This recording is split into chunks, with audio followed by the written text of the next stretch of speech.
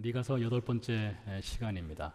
오늘 미가서 5장에는 그 유명한 예수님의 탄생지 이 베들레헴 탄생에 관한 예언 내용이 5장 2절에 기록되어 있습니다. 그리고 여러 역사의 층들이 뒤섞여 있습니다. 여기서 역사의 층이라고 하는 것은 우리가 미가서를 배우면서 살펴본 아수르와 바벨론의 침략, 유다 나라의 멸망, 바벨론 포로 시기, 그리고 유다 백성이 바벨론에서 돌아오는 것, 장차 메시아가 오셔서 이루실 하나님의 나라 등등 여러 역사의 층이 오늘 말씀에 뒤섞여 있습니다. 오늘은 이 역사의 모든 층들을 일일이 다 살펴보지는 않을 것입니다. 그 대신 우리가 집중하고자 하는 것은 예수님이 탄생하신 베들레헴에 관한 사건을 살펴보도록 하겠습니다. 예수님의 탄생지인 베들레헴에는 여러 이야기들이 얽혀 있는데요. 그 중에서 라헬의 죽음과 룻기서의 나오미 이야기, 그리고 베들레헴, 히브리어로 베이틀레헴이라고 하죠. 밥집, 떡집 혹은 빵집이라고 하는데 이 밥집에 관련된 의미를 살펴보도록 하겠습니다. 먼저 창세기 35장에서 라헬 이야기, 라헬의 죽음 이야기를 먼저 보도록 하겠는데요. 이야기는 이렇습니다. 야곱이 하란 땅에서 20년 동안 이민자 생활을 했습니다. 우리와 같이 이민 생활을 한 거죠. 그리고 그가 역이민을 해서 가나안 땅으로 돌아가게 됩니다. 야복강 건너 가나안으로 들어가서 이제 아버지를 만나기 위해 헤브론 땅으로 가게 되는데요. 헤브론으로 가다 보면 예루살렘을 지나게 되어 있습니다. 예루살렘을 지나고 이어서 베들레헴을 지납니다. 베들레헴을 지나면 이제 헤브론으로 가는 길이 열리는 거예요. 자, 그런데 베들레헴을 지나다가 야곱의 사랑하는 아내 라헬이 출산을 하게 됩니다. 안타깝게도 그녀가 이제 출산을 한 직후에 세상을 떠나게 되지요. 라헬은 마지막 호흡을 멈추기 전에 자신의 때이른 죽음을 슬퍼하면서, 그리고 이제 엄마 없이 세상을 살아가게 될 갓 태어난 아기에 대한 그 슬픔을 표현해서 그 아들의 이름을 베논이라고 지었습니다. 베논이, 그것은 슬픔의 아들이란 뜻이 되겠습니다. 라헬이 죽기 전에 도착했던 땅 베들레헴, 라헬에게는 마지막 기억의 장소였죠. 그 마지막 기억의 장소는 슬픔과 죽음의 땅입니다. 이렇게 라헬이 해산하다가 아들을 낳고 세상을 떠나게 되고 나서 야곱이 들어보니 라헬이 죽기 전에 아들 이름을 베논이 슬픔의 아들이라고 지었다는 것을 알게 되죠. 그 즉시 야곱은 그 아들의 이름을 바꿔줍니다. 베냐민입니다. 베냐민. 베냐민은 그 뜻이 오른편 혹은 오른팔의 아들입니다. 성경의 오른편 혹은 오른팔, 이것은 하나님의 능력, 힘, 권력을 상징합니다. 그러니 이 베냐민이라는 이름은 오른팔의 아들 혹은 능력의 아들, 힘의 아들이라고 할 수가 있겠죠. 라헬의 때이른 죽음과 이 슬픔을 표현한 베논이로 베들레헴을 바라본다면 베들레헴은 슬픔과 불행과 죽음의 땅이 되겠고, 야곱이 그 아들의 이름을 베냐민으로 바꿔준 것으로 베들레헴을 바라본다면 베들레헴은 능력과 소망의 땅으로 바라볼 수도 있겠다 싶습니다. 이렇게 베들레헴이라고 하는 것은 한편으로는 슬픔이 있고, 한편으로는 기쁨이 있고, 한편으로는 불행이 있고, 한편으로는 행복이 이렇게 공존하는 땅이라고 할 수가 있겠는데요. 이것은 마치 우리 인생살이와 아주 비슷한 측면이 있다고 보여집니다. 우리 인생도 슬픔의 여인 라헬처럼 혹은 베논이처럼 그 베들레헴에서 살고 있을 때가 있고, 때로는 야곱과 베냐민, 그 능력의 아들처럼 그런 능력과 소망이 있는 베들레헴에 살아갈 수도 있습니다. 전도서 3장에 보니까 솔로몬이 이런 이야기를 하고 있습니다. 사람에게는 울 때가 있고 웃을 때가 있다. 슬퍼할 때가 있고 춤출 때가 있다. 사랑할 때가 있고 미워할 때가 있으며 전쟁할 때가 있고 평화의 때가 있다라고 있습니다. 그와 같이 우리에게도 슬픔의 때가 있고 이제 기쁨의 때가 있고 그것을 왔다 갔다 하면서 오고 가면서 살아가죠. 자, 그런데 우리의 기억을 더듬어 보시기 바랍니다. 우리의 기억을 더듬어 보면 우리에게는 어떤 기쁨, 행복 이런 기억은 짧고 흐릿하지만 슬픔, 불행, 아픔, 고통 그에 관련된 기억들은 길고 선명합니다. 기쁨의 기억은 짧지만 슬픔의 기억은 오랫동안 지속되고 남아 있습니다.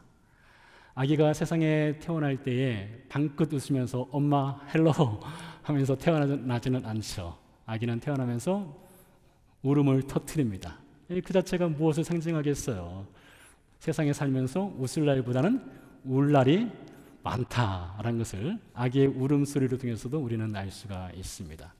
근데 이 슬픔이나 이 불행이라고 하는 것은 해마다 7월 14일 날짜를 정해놓고 찾아오는 예의가 전혀 없습니다. 그런 예의가 없어요. 슬픔은 리허설도 없고 슬픔은 예고편도 없습니다. 정도의 차이, 숫자의 차이는 있겠으나 이 슬픔과 불행이라고 하는 것은 모든 사람에게 공평하게 찾아옵니다. 이러한 우리 인생에게 이사야서 53장 4절에서 이사야 선지자가 장차 오실 메시아가 행하실 일에 관해서 말을 해줍니다. 이사야서 53장 4절 말씀에 보면 그는 우리의 질고를 지고 우리의 슬픔을 당하셨다라고 기록되어 있습니다. 그는 우리의 질고를 지고 우리의 슬픔을 당하셨다. 히브리어 원문에 따라서 좀 더 가깝게 번역을 해보면 이런 의미가 있습니다. 그는 우리의 질병, 우리의 고통, 우리의 슬픔, 우리의 불행, 우리의 아픔을 당신의 어깨에 짊어지셨다. 그분이 예수 그리스도시죠.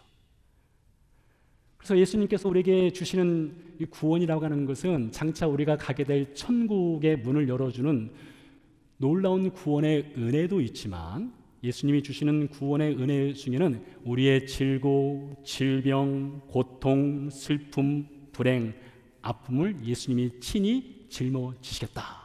이런 구원의 은혜도 있는 것입니다. 그렇다면 우리는 이런 질문이 가능합니다. 예수님께서 우리의 질병과 슬픔과 아픔을 전부 다 짊어지시겠다 했는데 왜 나에게는 여전히 고통이 있는가? 왜 우리에게는 여전히 슬픔이 있는가? 왜 우리는 이 슬픔의 배논이 베들레헴을 벗어나지 못하고 살고 있는가? 왜 예수님을 믿어도 여전히 고난이 있는가? 왜 우리 안에는 여전히 이 슬픔의 비명을 끌어안고 살아야 하는가? 이런 질문을 신자들이 할 수가 있습니다. 여러분, 그 질문은 당연한 것입니다. 여러분 가운데 어떤 슬픔의 문제가 있을 때, 불행한 일을 당했을 때에 우리는 사실 이 비명을 질러야 됩니다. 하나님께 질러야 돼요. 시편 기자가 그런 걸 참 잘하죠. 시편의 기도자들은 비명을 지를 만한 그 슬픔, 불행을 만났을 때, 아픔을 만났을 때 주저하지 않고 하나님께 나가서 하나님 왜 그렇습니까? 하고 따져 묻습니다. 하나님께 따져 물어요. 그게 자녀의 권세입니다. 여러분, 자녀는 그런 권리가 있는 거예요. 그런 여러분 어떤 불행을 만났을 때, 슬픔을 만났을 때에 하나님께 따져 물으셔야 됩니다. 왜 그렇습니까? 그런데요, 예수님께서 우리의 슬픔이나 고통, 고난, 불행, 고통을 짊어지시겠다고 했는데 이것은 우리가 앞으로 살아가면서 겪게 될 모든 슬픔을 예수님이 다 제거해 주시겠다 그런 의미가 아닙니다. 예수님을 믿으면 불행 끝 행복 시작, 꽃길이 열린다 그런 의미가 아닌 것이에요. 고려대 서경중 교수라고 하는 분이 계십니다. 이분이 세계적인 문호인 톨스토이의 삶에 관한 강의를 한 내용이 있는데 이 톨스토이에 관한 것을 들어보니 그는 부자였더라고요. 권력자 집안에서 태어났습니다. 세상 말로 말하면 금수저를 물고 태어난 것입니다. 대성공한 저자였습니다. 그렇지 않습니까? 전쟁과 평화, 부활, 안나 까레나나 여러 그뿐만 아니라 90여 편이 넘는 글들을 썼습니다. 엄청난 성공을 거두었습니다. 결혼하여서 13명의 자녀를 둔 유복한 삶을 그는 살았습니다. 그런데 그분이 그러더라고요. 톨스토이의 48년 결혼 생활, 오랜 결혼 생활을 했죠. 48년 결혼 생활을 한마디로 이렇게 정리하더라고요. 검은 머리 팥불이 될 때까지 싸웠다. 모든 걸 다 갖고 있는 인생 같지만은 그는 때로는 행복했고 때로는 불행했다는 것입니다. 때로는 기뻤고 때로는 슬펐다는 것입니다. 마치 전도서 3장에서 솔로몬이 고백한 것처럼 그렇게 모든 걸 다 갖고 있는 사람 같았지만 그 역시 기쁠 때가 있었고 슬플 때가 있었다는 것이죠. 야곱이 슬픔의 아들 베노니를 능력의 아들 베냐민으로 계명을 해 주었습니다. 그렇다고 해서 베냐민의 삶이 슬픔이 없는, 슬픔과는 결별한 오직 능력과 힘과 소망과 행복한 그런 삶을 살았을까요? 어린아이들이 동화책에서 읽는 왕자 공주는 결혼하여 행복하게 살았다, 그런 허황된 이야기들처럼요? 그렇지 않습니다. 그렇지 않아요. 그런 것은 세상에 사실 존재하지 않죠. 야곱 스스로도 그렇게 고백합니다. 바로 앞에 섰을 때 내 인생의 나이가 130년이니 나는 험악한 삶을 살았다라고 고백하고 있습니다. 그러니 베냐민, 능력, 오른팔의 아들이란 이름을 갖고 있었지만 그에게도 슬픔, 베노니가 있는 것입니다. 그와 같이 예수님이 우리의 슬픔, 질병, 고통을 짊어지신다는 것은 말씀드린 대로 더 이상 고통은 없다, 이제 행복뿐이다, 고통의 베들레헴에서 벗어나서 이제 행복의 베들레헴으로 옮겨주마, 그런 것이 아닙니다. 여전히 슬픔의 베들레헴을 지나가겠지만 그 가운데 넉넉히 견디며 이길 수 있는 그 믿음, 버텨낼 수 있는 힘, 그것을 공급해 주겠다는 것이 그는 우리의 질고를 짊어지시고 우리의 슬픔을 짊어지셨다라는 말의 의미가 되겠습니다.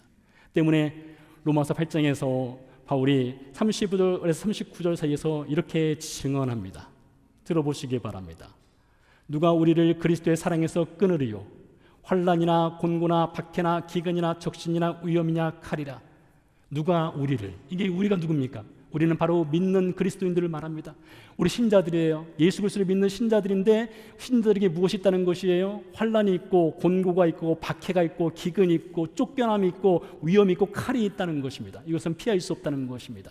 기록된 바 우리가 종일 주를 위하여 죽임을 당하게 되며 도살당한 양같이 여김을 받았나이다 함과 같으리니.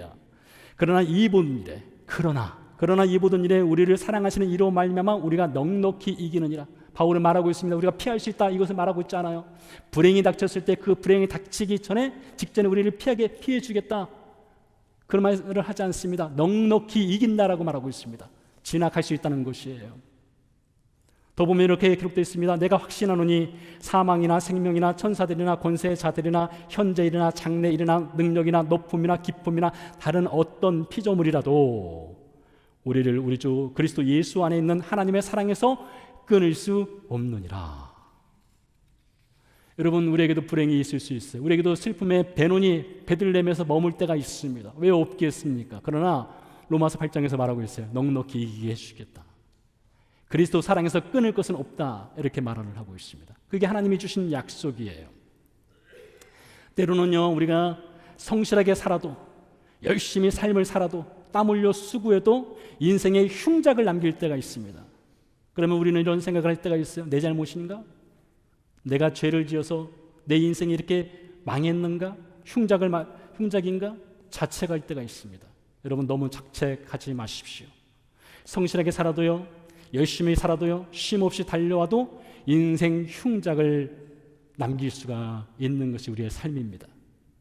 여러분, 아벨을 보시기 바랍니다. 아벨이 그랬어요. 11에서 11장에 보니까 아주 기가 막힌 이야기가 써 있죠. 아벨은 하나님이 기뻐하시는 예배를 드렸어요. 제사를 드린 거예요. 하나님이 얼마나 기뻐하셨으면 아벨은 믿음의 제사를 드렸다고 말했겠어요. 자, 그런데 예배를 드리고 나서 어떻게 됐습니까? 아벨이요? 가인에게 돌 맞아 죽었어요. 여러분, 오늘 예배 잘 드리고 죄송하지만 예배 잘 드리고 나서 나가는 길에 돌 맞는 거예요. 예배 잘 드렸더니 돌 맞았다, 이것이에요. 욥은 어떻습니까? 욥은 당대의 의인이라고 불렸습니다. 그에게는 10명의 자녀가 있었죠. 하나님이 기뻐하시는 욥이었습니다. 그런데 한날에 10자녀가 한 집에서 잔치를 벌이다가 파티를 벌이다가 집이 무너져서 10자녀가 하루아침에 목숨을 잃었습니다. 여러분, 세상 말로 미치고 환장하고 팔짝 뛸 일 아니겠습니까? 의인으로 살았지만 그런 일을 당한다고요. 바울은 어떻습니까? 그는 신실한 선교사 목사였습니다. 그렇지만 수를 헤아릴 수 없는 슬픔과 죽음의 강을 바울도 건너야 했던 것입니다. 그러나 여러분, 믿음으로 살아도, 신실하게 살아도, 슬픔과 불행의 배논이 베들레헴에서 살아갈 수 있다는 것이에요. 그렇기 때문에 넉넉히 이김을 주시는 하나님의 약속, 로마서 8장 그 말씀을 우리는 붙들어야 하는 것입니다. 그리스도 예수 안에서 결코 끊을 수 없는 하나님의 사랑이 우리와 함께한다는 로마서 8장 35절에서 39절 말씀을 붙잡고 살아가야 되는 것이에요. 오늘 여러분 가운데 여전히 슬픔의 배논이 베들레헴에 주저앉고 있는 분들이 있다면 여러분 기억하십시오. 로마서 8장 35절에서 38절, 39절 말씀을 기억하세요. 그 말씀을 붙잡으세요. 다음으로 베들레헴에서는요, 룻기서의 이야기를 만날 수 있습니다. 나오미의 이야기입니다. 나오미 이야기, 정말로 드라마틱한 이야기가 기록되어 있죠. 베들레헴에 흉년이 들었습니다. 흉년이 지날 때까지 몇 개월 혹은 1, 2년 정도 엘리멜렉 가족이 흉년을 피해 이웃 나라인 모압 땅으로 가서 살기로 결정을 하게 됩니다. 짧은 이민 생활을 하겠다 이것이었죠. 그래서 사랑하는 아내 나오미와 두 아들 말론과 기lum과 함께 모압 땅으로 이민을 갔습니다. 근데 모압 땅에 도착한 지 얼마 되지 않아서 남편 엘리멜렉이 갑작스럽게 세상을 떠나고 맙니다. 여러분, 지금도 아내나 남편과 사별을 한다는 것, 이 엄청난 충격이죠. 벗어나기 힘든 충격입니다. 삶이 어떻게 되겠습니까? 삶이 완전히 무너져 내리는 것 아니겠습니까? 성경시대 말할 수 없죠. 말할 것도 없죠. 사랑하는 남편의 죽음이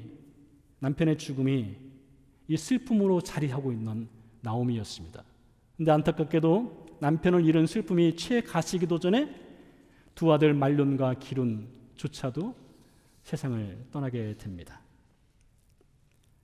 이게 룻기서 1장 1절부터 5절 사이에 기록된 말씀입니다. 그러니까 룻기서를 보면 4장까지 있는데 1장 1절부터 5절까지는 완전히 슬픔과 불행과 죽음으로 가득 차 있어요. 근데 룻기서의 기록자는 5절에서 멈추지 않습니다. 6절을 이어 써내려갑니다.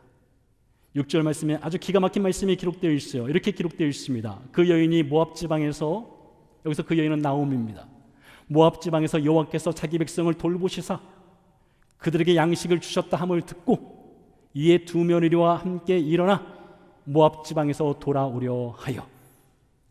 여호와께서 자기 백성을 돌보셨다. 여기서 돌보셨다는 말은 케어했다 이렇게 생각할 수 있는데 히브리 원어로 보면 그보다 좀 더 깊은 의미가 있습니다. 어떤 의미가 있느냐?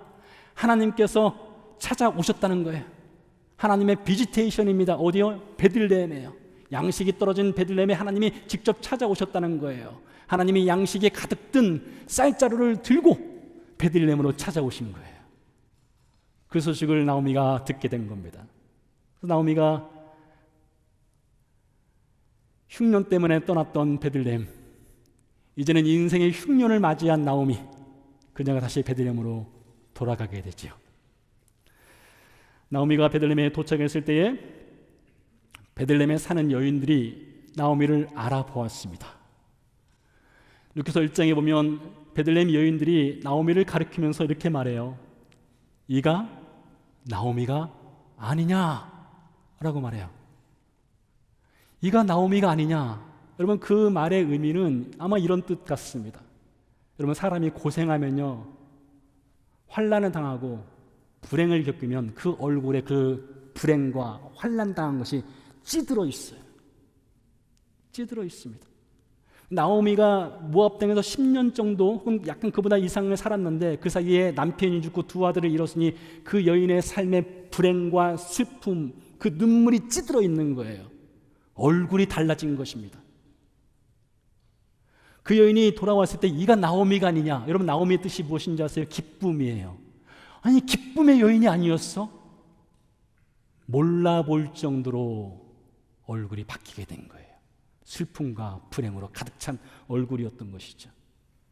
나오미가 그녀들을 향해서 이렇게 말합니다. 나를 더 이상 기쁨의 여인 나오미라고 부르지 마라. 나를 이제부터는 마라, 쓰디 쓴 인생, 쓴물 인생으로 나를 부르라. 흉년의 때에 베들레헴을 떠나서 이제는 기쁨을 잃고 이제 쓴물, 쓰디 쓴 인생이 되어서 다시 베들레헴으로 돌아온 나오미. 여러분, 그녀의 인생에 햇빛이 쨍하고 볕들 날이 오게 될까요? 네, 물론입니다. 그녀의 인생에게도 볕들 날이 있습니다. 우리가 지난 시간에 룻기서에 등장하는 두 명의 구속자 리드머에 대해서 배웠습니다. 한 명은 보아스고요, 다른 한 명은 미스터 소앤소 아무개라고 했습니다. 미스터 소앤소는 자신의 재산에 손해가 있을까 하여 구속자가 되는 것을 포기했다 했습니다. 그러나 보아스는 포기하지 않았습니다. 보아스는 자기 희생과 자기 헌신과 자기 재물을 들여서 사원하여 룻과 나오미 가족의 구원자가 되기로 결정하였다 했습니다. 그리고 보아스가 나오미의 며느리 룻과 결혼을 합니다. 아들을 낳습니다. 그 아들을 낳는 장면을 룻기서 4장 16절 17절에서 이렇게 증언합니다.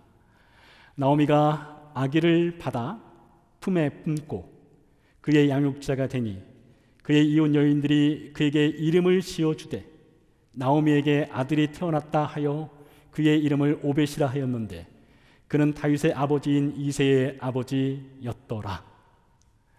베들레헴의 여인들이 얼마나 기뻤으면 이름을 지어줬는데 나오미에게 아들이 태어났다 이렇게 말을 하고 있어요. 사실 나오미가 아들을 낳은 건 아니죠.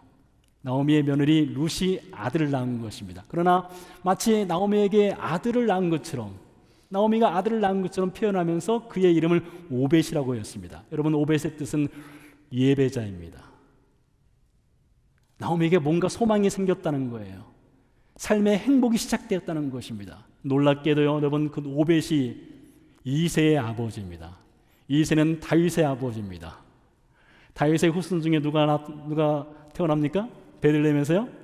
바로 예수 그리스도가 탄생하게 되지요. 한때는 슬픔의 여인이었습니다. 쓰디 쓴 인생이었어요. 인생의 흉년을 완전히 만났던, 직격탄을 만났던 여인이었습니다.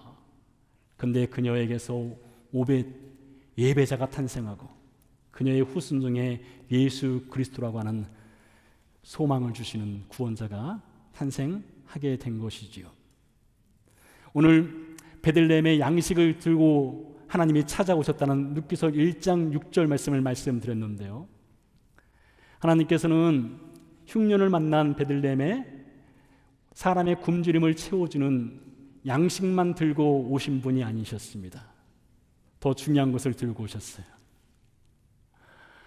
말씀드린 대로 예수님의 탄생지인 베들레헴, 이 베이틀레헴은 그 뜻이 빵집, 떡집 혹은 밥집이라고 했습니다. 이름대로라면 베들레헴은 먹거리가 풍성한 마을이 되어야 마땅합니다. 이름대로라면요. 그런데 여러분, 이 베들레헴이라고 하는 마을은 그렇게 먹거리가 풍성한 마을이 될 수 없습니다. 왜 그런가 하면 베들레헴은 산 높은 곳에 있어요. 산비탈입니다. 이스라엘은 돌이 많은 나라입니다. 그래서 이스라엘을 돌의 나라라고 부르기도 합니다. 척박한 광야의 나라입니다. 농사 지을 수 있는 땅이 그렇게 많지 않습니다. 그런데 그것도 산 위에 있으니 농사 지을 수 있는 땅, 먹거리를 얻을 수 있는 땅이 턱없이 부족한 곳이 베들레헴입니다. 그러니 말은 밥집, 떡집, 빵집이지만 이름과 어울리지 않게 먹거리가 부족한 곳이 베들레헴이었던 것이죠. 전혀 어울리지 않는 마을입니다. 이름과요. 근데 누가복음 2장에 보니까 이렇게 먹거리가 부족하고 밥이 부족한 베들레헴에 한 사건이 일어나게 됩니다. 누가복음 2장, 예수님이 탄생하신 사건입니다. 예수님이 탄생했을 때에 들판에서 양떼를 치던 목자들이 있었습니다. 천사들이 목자들을 찾아오게 되지요. 오늘 다윗의 동네에 너희를 위하여 구주가 나셨으니 곧 그리스도 주시니라. 너희가 가서 강보에 쌓여 구유에 누워 있는 아기를 보리라 하였습니다. 구유에 누워 있는, 짐승의 밥통에 누워 있는 아기를 보게 될 것이다. 목자들이 베들레헴으로 들어가서 짐승의 우리에, 짐승의 밥통에, 구유에 누워 있는 아기 예수님을 만나게 됩니다. 자, 그 장면을 이태리 신학자 조반니 파피니라고 하는 분이 예수의 이야기에서 이렇게 글을 썼습니다. 내용은 이렇습니다. 훗날 사람이라 불리는 짐승들에게 잡혀 멱혀야 할 운명인 예수의 첫 요람은 짐승들이 신비스러운 봄꽃들을 되새김질하는 구유였다. 여러분, 예수님께서 짐승의 밥통 구유에서 탄생하신 것은 결코 우연이 아닙니다. 아마 여러분 빈방이 있습니까? 라는 선극 아시는 분들이 있을 것입니다. 마리아가 출산을 해야 되는데 빈방이 없어가지고 여관방이 없어서 이 방 저 방 찾다가 어쩔 수 없이 간 곳이 짐승의 우리였다. 그리고 구유에서 아기를 낳았다. 그 내용이 빈방이 있습니까의 그 선극의 내용이죠. 여러분, 사실은 그렇지 않습니다. 예수님은 빈방이 없어서 어쩔 수 없이 짐승의 우리 밥통 구유에서 탄생하신 것이 아닙니다. 조반니의 말대로 훗날 사람이라 불리는 짐승들에게 잡혀 먹힘당하기 위해서 예수님은 짐승의 밥통 구유에서 탄생하신 것입니다. 즉 우리의 인생의 밥이 되기 위해서 예수님이 짐승의 밥통에서 탄생하신 거예요. 그런 여러분, 이 짐승의 밥통, 이 구유, 이 하나만 생각해봐도 장차 십자가에서 우리를 위해서 죽으시고 우리에게 생명을 나눠주실 예수 그리스도의 그 복음의 핵심을 이 구유를 통해서도 우리는 다시 한번 확인할 수가 있는 것이지요. 밥이라고 하는 것을 한번 생각해 보시기 바랍니다. 밥은요, 입안으로 들어가서 씹힙니다. 위장으로 들어가서 소화가 됩니다. 그 온몸으로 그 영양분이 퍼져나갑니다. 밥은요, 형체를 잃고 사라지는 것 같습니다. 그런데 여러분, 형체를 잃고 사라지는 것 같지만 밥은 영양분으로 인이 되어서 우리의 살이 되고 우리의 피가 됩니다. 그럼으로써 밥이 된다는 것은, 밥을 먹는다는 것은 곧 생명이 되는 것이고 생명을 먹는 것이다 라고 할 수가 있습니다. 예수님께서 십자가를 지기 전날 제자들과 함께 마지막 만찬 자리에서 떡을 손에 드셨습니다. 혹은 빵을 손에 드셨어요. 밥을 손에 드셨어요. 그걸 나누셨습니다. 말씀하셨어요. 이것을 받아 먹으라. 이것은 너희를 위한 나의 살이라 했습니다. 식후에 포도주를 가지고 나누시면서 이것은 너희를 위하여 흘리는 내 언약의 피니라 하셨어요. 다음 날 십자가에 오르셨습니다. 예수님이 십자가에서 하신 일이 무엇이냐? 당신의 살과 피를 가지고 밥을 지어주신 거예요. 예수님의 살과 피로 밥을 지어주셨다고요. 그리고 그 밥을 가지고 우리 인생 식탁에 올려주셨어요. 우리 인생 식탁에 올라온 예수 그리스도라는 피와 살로 만들어진 그 밥을 우리가 먹게 된 거예요. 예수님이 우리 안에 들어와서 우리의 살이 되고 우리의 피가 된 겁니다. 그래서 우리는 예수 그리스도와 한 몸이 된 것입니다. 이게 구원받은 신자에게 주신 하나님의 놀라운 은혜인 것이에요. 때문에 여러분, 신자는 예수 그리스도라고 하는 밥을 먹었기 때문에 결코 홀로 살지 않습니다. 결코 홀로 걷지 않아요. 그대 홀로 걷지 않을 거예요 라는 찬양이 있습니다. 여러분, 잠시 이 찬양을 들어보도록 하겠습니다. 그대 폭풍 속을 걷고 있을 때 비바람을 마주해야 할 때 불빛조차 보이지 않아도 그대 혼자 걷지 않을 거예요. 두려움 앞에서 하늘을 보아요. 외로운 그대여 걱정 마요. 꿈꾸는 그 길을 또 걷고 걸어요. 그대 혼자 걷지 않을 거예요. 이 찬양의 가사처럼 우리는 결코 혼자였던 적이 없습니다. 왜요? 우리 인생의 밥이 되신 예수님께서 이미 우리 안에 들어와서 그분의 거처를 삼고 살고 계시기 때문입니다. 여러분, 우리가 인생을 살면서 우리 안에 라헬이 있습니다. 슬픔의 라헬이 있고요, 슬픔의 베노니가 있어요. 슬픔의 베들레헴이 있고 불행의 베들레헴이 있습니다. 그 상처를 갖고 우리는 살아갑니다. 우리 안에 눈물이 없는 사람은 누가 있겠습니까? 스퍼전 목사님이 이런 얘기를 했습니다. 우리 하나님은 슬픈 눈물을 흘려보지 않은 자녀를 두신 일이 없다. 그렇죠. 하나님의 모든 자녀는 슬픔의 눈물을 흘리며 살아갑니다. 예수님도 세상에 살면서 여러 번 눈물을 흘리셨습니다. 나인성에 홀로 사는 여인이 그 아들, 사랑하는 아들을 잃었을 때에 그 여인을 향해서 예수님이 뭐라고 하셨어요? 울지 말라, 위로해 주셨습니다.